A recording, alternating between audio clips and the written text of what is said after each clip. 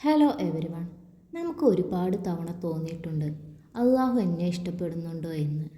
നമുക്ക് തെറ്റുകൾ ഉണ്ടാകുന്നു, പ്രാർത്ഥന വീണു പോകുന്നു. പക്ഷേ അള്ളാഹുവിൻ്റെ ദയക്ക് അതിനേക്കാൾ വലിപ്പമുണ്ട്.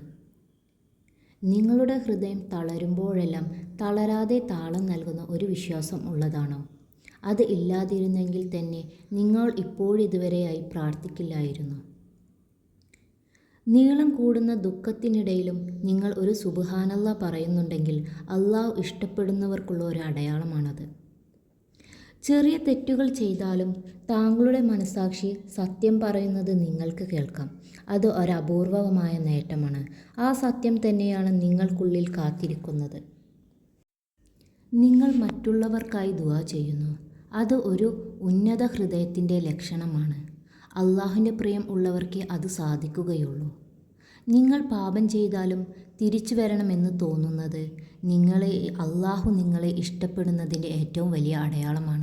അള്ളാഹു ഇഷ്ടപ്പെടുന്നവരിൽ നമ്മളെയും ഉൾപ്പെടുത്തട്ടെ. ചാനൽ സബ്സ്ക്രൈബ് ചെയ്യണേ.